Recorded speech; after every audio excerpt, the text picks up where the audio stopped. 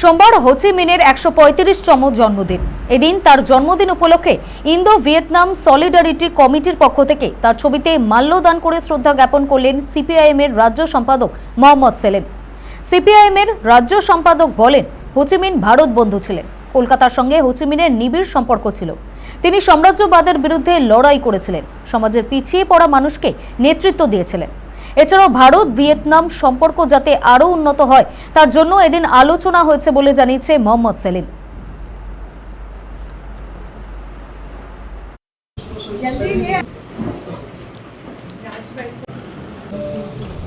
যেহেতু হোচিমিনের নেতৃত্বে ফরাসি এবং মার্কিন সাম্রাজ্যবাদের বিরুদ্ধে লড়ে ভিয়েতনাম স্বাধীন হয়েছিল এবং দক্ষিণ এবং উত্তর ভিয়েতনাম যখন একসঙ্গে হলো তার ৫০ বছর পূর্তি হয়েছে।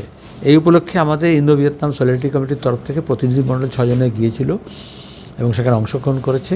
আর এখানে হোচিমিনের জন্মদিন আজকে গোটা বিশ্ব তাকে স্মরণ করে। যারা এই মুক্তি আন্দোলনের জন্য, স্বাধীনতার জন্য যত স্বাধীনচেতা মানুষ আছে তাদের কাছে হোচিমিন একটা ব্যাপার, কারণ তিনি একটা পিছিয়ে পড়া দেশের মানুষকে উদ্বুদ্ধ করেছিলেন, সাম্রাজ্যবাদের বিরুদ্ধে লড়াইয়ের ময়দানে নেমেছিলেন এবং তিনি কিভাবে যুদ্ধ করতে হয়, আলোচনাও করতে হয়, ডিপ্লোমেসি কীভাবে করতে হয়, লিডারশিপ কীভাবে দিতে হয়, কমিউনিস্ট পার্টি কীভাবে গড়ে তুলতে হয় এবং গেরিলা ওয়ারফেয়ার কীভাবে নেতৃত্ব দেওয়া যায় তার প্রমাণ রেখেছেন, যাতে প্রবল প্রতিপত্তিশালী মার্কিন সাম্রাজ্যবাদকে তিনি এশিয়া থেকে হাত গোড়াতে আমরা যে স্লোগান দিই সেটাকে বাস্তবায়িত করতে পেরেছিলেন এবং তারা পালাতে বাধ্য হয়েছিল।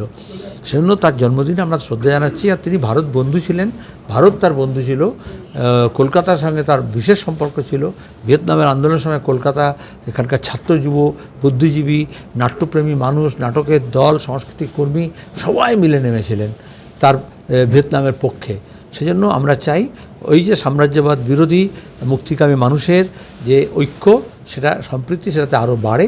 সেজন্য আমরা এখানে আজকে আলোচনা করলাম যে কীভাবে আরও বেশি ভারত ভিয়েতনামের মধ্যে ব্যবসা বাণিজ্য, শিক্ষা, সংস্কৃতির আদান প্রদান বাড়ে।